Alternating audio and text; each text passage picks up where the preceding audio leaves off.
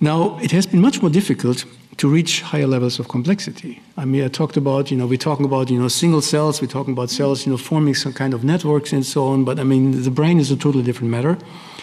And to understand also the rules of the game, and this is exactly what Madeline Lancaster, our winner, has been studied, and she has really made truly remarkable progress. Now, let me introduce her now. So Madeline Lancaster is US American by nationality. She grew up in Utah, and I just learned this evening that this is the most diverse state in the US in terms of, at least climate zones, which I didn't know before. I would have probably put my bet on California, but I mean, it turned out that I'm wrong. She grew up in Salt Lake City, but decided to move to California for academic education. Now in Europe, talking about California, we often get dreamy eyes. We think, oh my goodness, I mean, it's beautiful beaches, palm trees, national parks, and all the beauty, the eternally warm weather. But we shouldn't forget that California is also one of the world centers of science and technology, and we're not only talking about Silicon Valley, but we also talk about foremost academic institutions that really are world leading and that are based in California. Now, she obtained her undergraduate education at the Occidental College, and I didn't know what that is. She told me that this is a small liberal arts college in Los Angeles. And then was apparently split between Caltech and UCSD for her PhD. And why did she choose UCSD? Because as she told me, she spotted a number of rising stars in this place and said, well, I mean, this seems to be a university very much on the upswing. And she then in the end selected one of these rising stars to join for a PhD, the life of John Gleason. Now, John Gleason is interested in the development of the mammalian brain, so you definitely found your interest spot here. And she told me that she arrived at the right place at the right time because John was still in his early phase of career building. He had just started his lab, but he was very evidently on a steep trajectory, publishing papers in top journals, and eventually became a how-to-use investigator, one of the holy grails for an American scientist. And the good thing for Madeline, as she told me, was that he still was around a lot, could spend a lot of time with his graduate students, and this is something I can only if I look around, I don't really see graduate students here, unfortunately, but otherwise I would give them advice.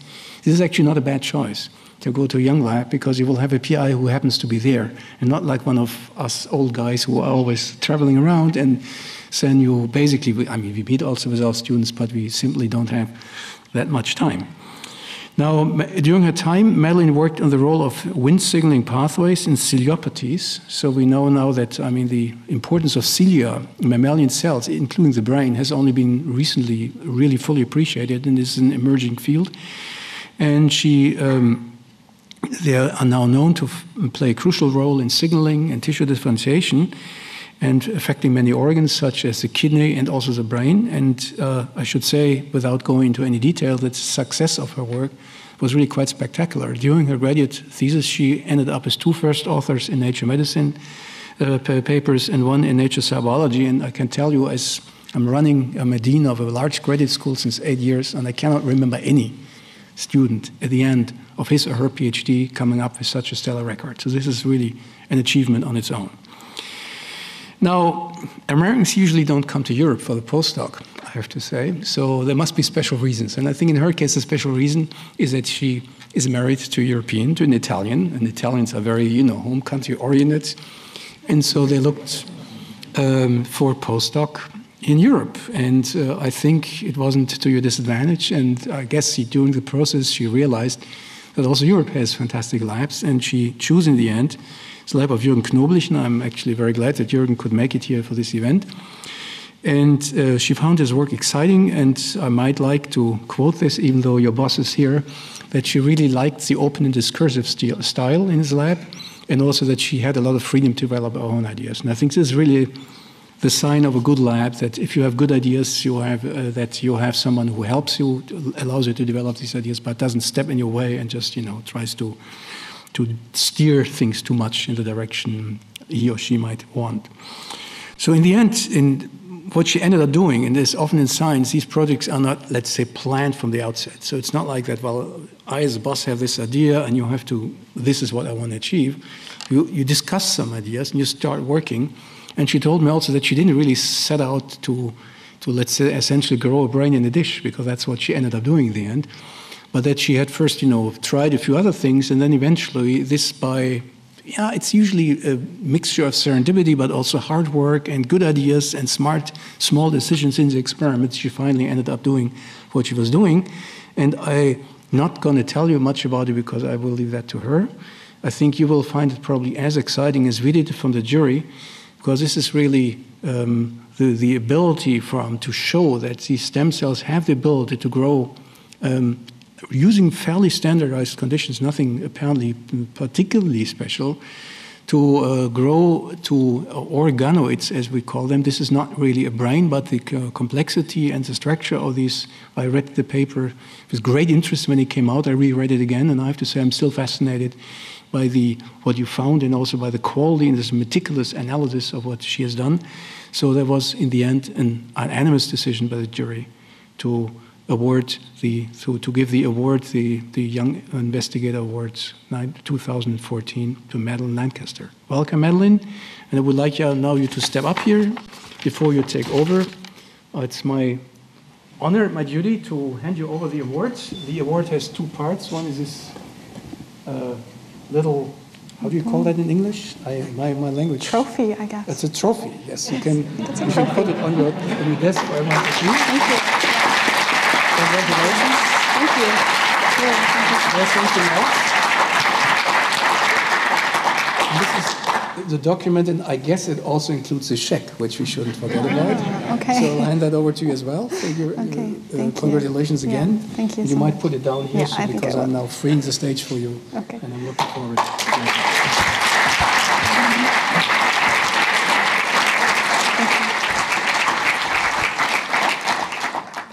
So thank you for that very kind introduction, Reinhard. And I just want to say, first of all, what an incredible honor it is to be here today, to be able to accept this really amazing award, and to be able to tell you a little bit about my work today.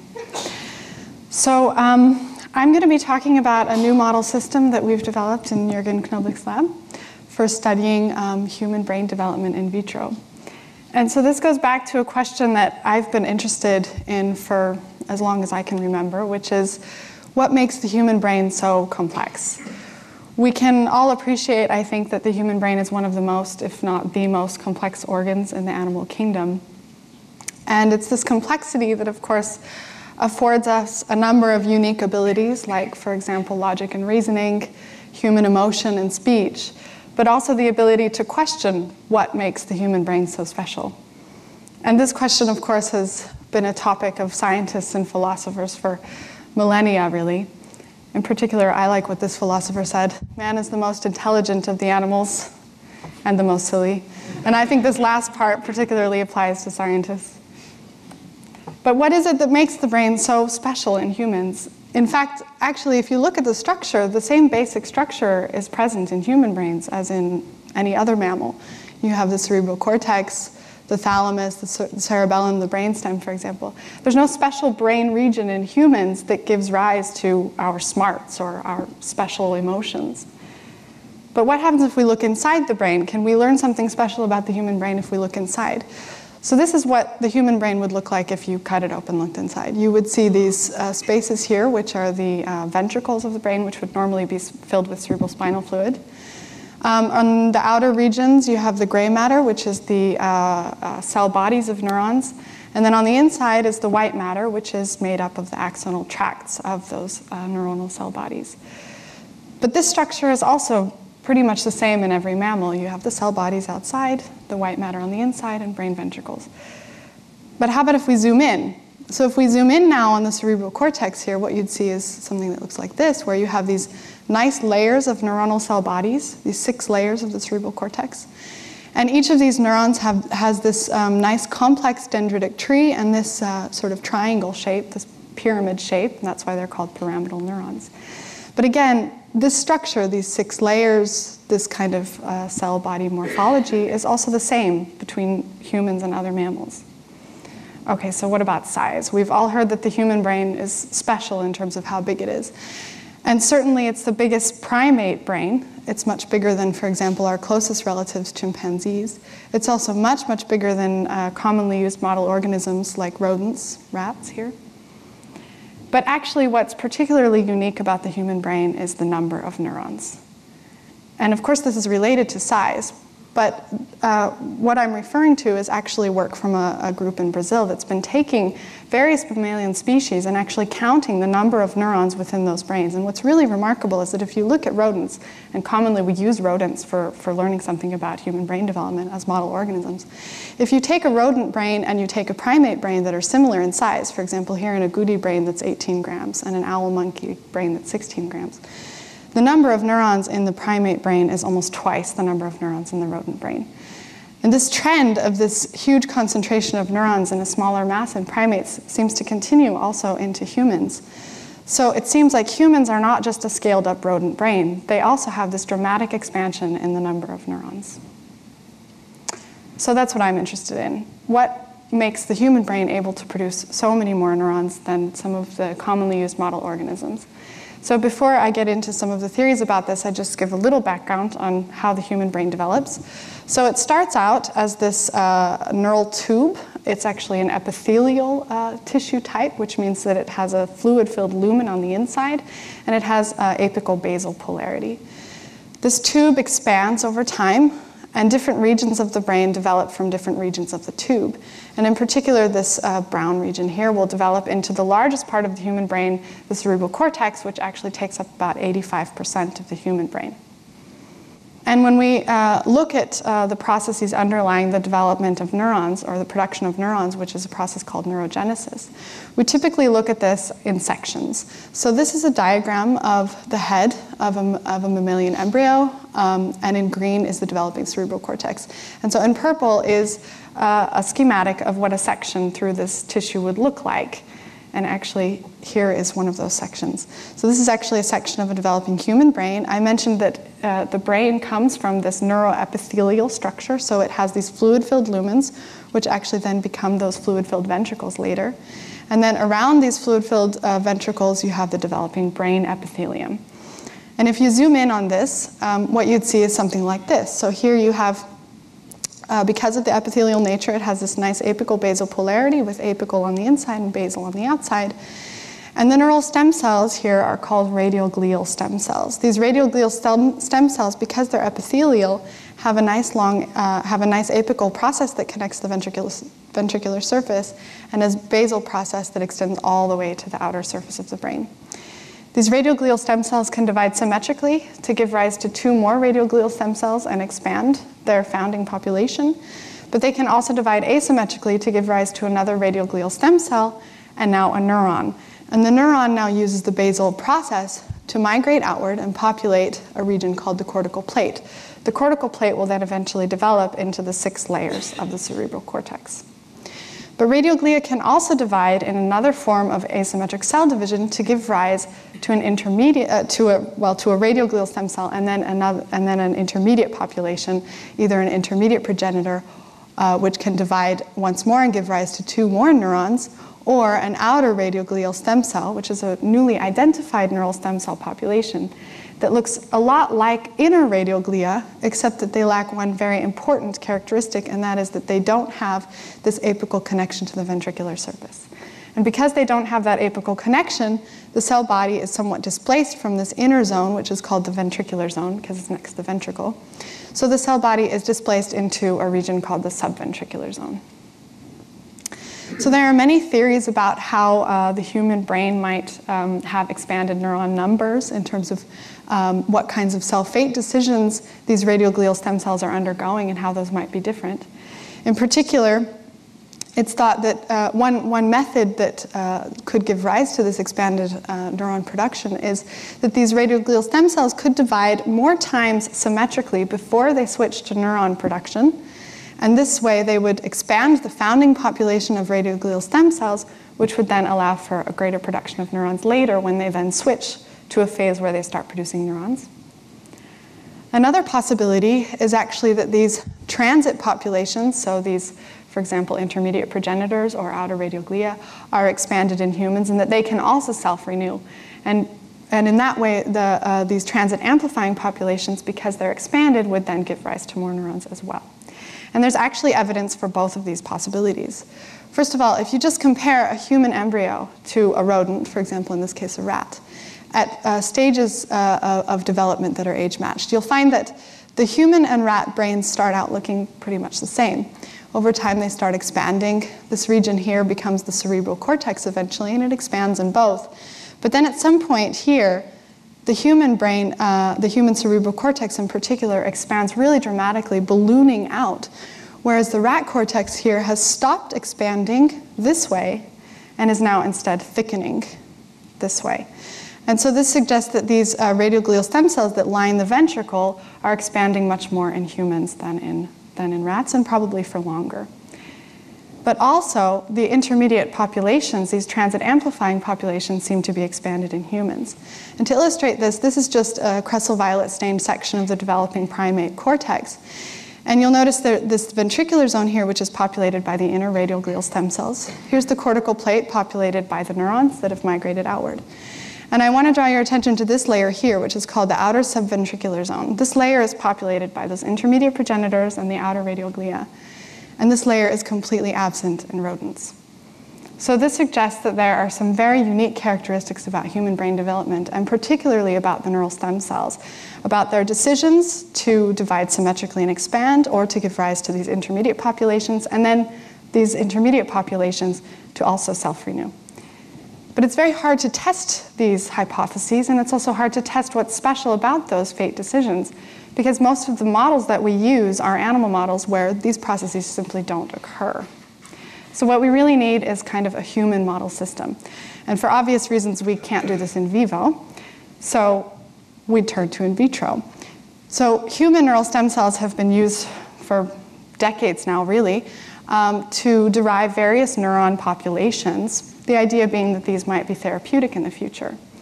But if you compare these traditionally used neural stem cell lines to what's going on in vivo, they don't recapitulate many important aspects of in vivo development.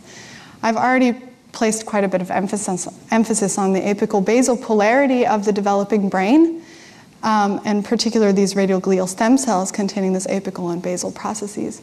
These neural stem cells completely lack that apical basal polarity, and therefore they cannot give rise to the type of lineage that you would see in vivo that really closely depends on this kind of polarity. So more recently, a new method has been derived called neural rosettes. These are essentially neuroepithelial cells that self-organize, radially organize, and form an apical lumen on the inside, so that they do produce this apical basal polarity, and they do seem to better model certain aspects, particularly of early brain development. But because they're still 2D, and each rosette can only grow to a certain size, they can only really model early stages of neurodevelopment and can't really model later, more complex events. And so that's when I started working on this. I wanted to see if we could find a way to work with human brain tissue in 3D now. So I actually started from a protocol that was derived by Su-Chun Zheng for actually growing these 2D neural rosettes. And this protocol starts from pluripotent stem cells, ES cells or iPS cells, that are grown in embryoid bodies, which are basically just 3D aggregates of ES cells that start to spontaneously differentiate and try to produce the 3 germ layers of a developing embryo. But in this protocol, these EBs, after a few days of growth, they're plated at 2D again now. They flattened out, and by putting them in a neural induction media, they then start to become these neural rosettes. But what I found when I started working with this protocol is that if you simply take these EBs and don't plate them down at this 2D step, you leave them in 3D, and now you put them in that neural induction media, they start to produce rosettes, but now in a 3D conformation. And those rosettes seem to better model what's going on in vivo. But importantly, they still only grow to be quite small. They don't really expand and model later stages. So here I was really influenced by a completely different system, and that's the intestinal organoids that have been developed by Hans Clevers. And in this method, Hans Clevers has been able to take intestinal stem cells and grow them in a droplet of something called matrigel, which is an extracellular matrix gel that supports the growth and expansion of these epithelial stem cells to form these very nice epithelial buds that really closely mimic the intestine. And so essentially that's what I did with my protocol. So we start with human pluripotent stem cells and make embryoid bodies much like Su-Chun Zheng's protocol. But then these are left in 3D and moved into this neural induction media to produce these very nice neuroectodermal tissues, which are basically big neural tubes. These neuroectodermal tissues are then placed in this droplet of matrigel, which allows for these nice buds of neuroepithelium to form. And these buds can then expand and develop to quite a further extent when they're placed in something called a spinning bioreactor, which is this basically just a flask with a rotating rod that allows for better nutrient and oxygen exchange. So what are the tissues that we get? Here are just a couple of examples. These are just bright field images showing a couple of these. So this one here on the left shows these very nice fluid-filled cavities, much like the ventricles, surrounded by brain tissue, developing brain tissue. And on the right, you can actually see this very nice pigmented region, which is actually reminiscent of the retinal pigmented epithelium of the developing retina. And now, if we look inside of these and we section and stain for them, you can immediately recognize how incredibly complex but also heterogeneous these organoids are. So with the stain we've done here, in red are the neural stem cells, the radioglia, and in green are the newborn neurons. We can already recognize a few brain regions. In particular, this tissue here and this region here are highly folded structure, which is reminiscent of the choroid plexus, the region that gives rise to the cerebral spinal fluid. But in particular, I want to draw your attention to these regions here of these organoids, which are regions of cerebral cortex. And these regions particularly are very similar to what you would see in vivo in terms of their organization.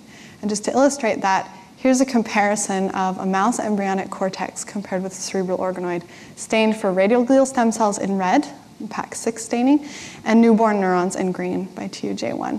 And you can see this very nice organization of the PAX6 positive radioglial stem cells at this ventricular zone on the apical side, and newborn neurons that have migrated outward to populate the basal side.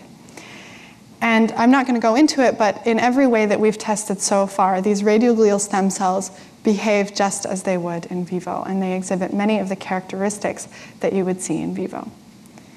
And in terms of the neurons that are produced, they migrate correctly outward. They at least recapitulate the very early basal migration. And they also produce very nice axons, for example, here with axon branching. Neurons born in the same region around the same time will tend to send their axons together to a far region of the organoid, much like the kind of axon bundling that you would see in vivo. And these neurons are also functional, so they exhibit spontaneous calcium spikes, which is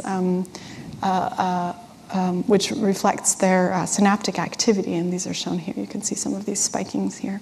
And this calcium activity can be stopped with tetrodotoxin, which is a neurotoxin, or it can be activated by the application of the neurotransmitter glutamate.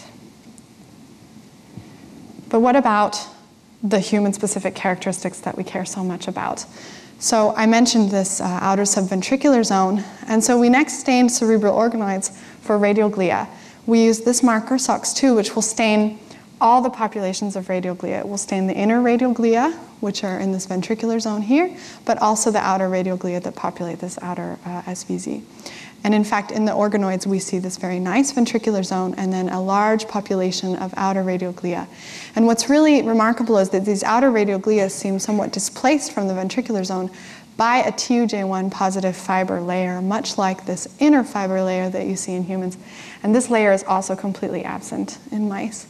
And finally, we could also look at the morphology of those outer radioglia, and we can see very nicely that they have this nice long basal process, but no apical connection. Okay, so what can we do with them now that we can see some aspects of human brain development? What can we do with them? So for this, we now turn to a disorder, microcephaly. Microcephaly is a defect of brain growth, where the brain simply doesn't grow enough. And you can see that here on this MRI scan of a patient with microcephaly compared with control. And one of the reasons that we chose to look at microcephaly is because microcephaly is not very well modeled in rodents. So here's, for example, a patient with a very severe form of microcephaly compared with control. And yet the mouse model for the same type of genetic mutation has only a very mild effect on brain size. And so this suggests that perhaps microcephaly involves some kind of human-specific processes that can't be modeled in the mice. So maybe we can model them in the organoids. So that's when we collaborated with Andrew Jackson, who's also here in the audience, who had this patient with microcephaly, quite a severe form of microcephaly. And he was able to send us skin fibroblasts from this patient who actually has compound heterozygous mutations in this gene CDK5-RAP2, which makes this patient null for this protein. It's a known protein in microcephaly. It's not a new protein. But what hasn't been done before is to work with actually patient cells. So we took patient skin fibroblasts from this patient, reprogrammed them to iPS cells, and then used those iPS cells to make organoids. And I think that's where the real power of this technique comes in. We can actually compare side by side the organoids from this patient with the patient phenotype. And that's shown here. What we saw in all the organoids that we generated right from the start was that the organoids were just generally much smaller than the control. And particularly these progenitor zones, these nice continuous progenitor zones, were much, much smaller in the patient and much less continuous. And overall, less neurons were being produced. So it seems to recapitulate the smaller brain size that's seen in the patient. So we then looked at an earlier stage. And so we chose the stage when the control organoids have not yet started making neurons. So this is a stage when those radial glial stem cells are expanding to expand the founder population. But in the patient at this same stage, the organoids are already producing lots of neurons, and there are actually less progenitors. So what we think is happening is actually that at an early stage, when radial glial stem cells should normally be self-renewing and expanding the founder population, in the patient, they're already switching to neurogenesis. And in that way, they're losing their progenitors, and so that eventually fewer neurons are being made. So this is one use for the organoids, and I think that there are many future uses that we can use organoids for. And I'm just going to just briefly mention some of the interests that I think I have, and I think also Jürgen is interested in. In particular, I think it really lends itself to human-specific questions. For example, you've probably noticed right away that the human brain is also very unique compared to the mouse brain in terms of its texture. It's highly folded compared with the mouse brain. And this actually also relates to another human disorder, and that's this disorder, lissencephaly, where the brain is smooth in these patients. And for obvious reasons, that also might represent a disorder that's difficult to model in mice because the mouse brain is already smooth. Another interesting question would be to continue looking at how neuron production is different in humans compared with other animals. And this also relates to not only microcephaly, but another disorder, which is actually the opposite, macrocephaly, which I'm also interested in, where the brain is actually too large. There are also unique neuron types in humans that don't exist in mice and other rodents. For example, these double bouquet cells are quite abundant in humans and other primates, but are completely absent in rodents. And there's actually some evidence that these might be involved in autism.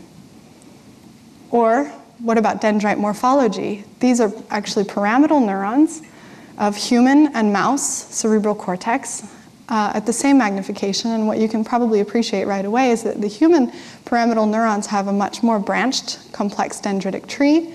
And also the spines here on the dendrites are much more complex and expanded compared with the mouse. And here again, a disorder, schizophrenia, has been suggested to involve some defects in this dendritic morphology. So these are examples of possibly human-specific biology that might also be involved in neurological disorders that we can now begin to tease out using these organoids.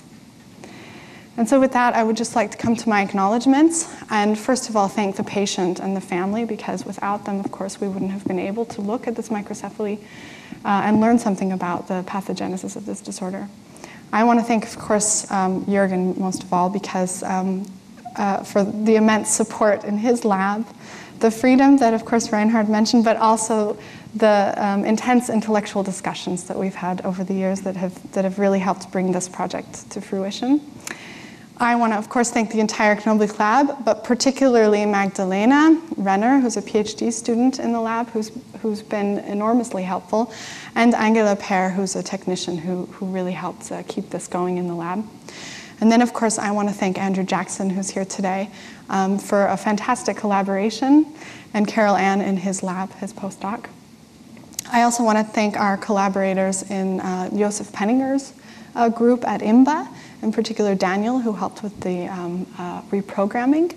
And then, of course, all the facilities at IMP and EMBL, particularly Paul, who helped me quite a bit. And then I, of course, want to thank my funding sources.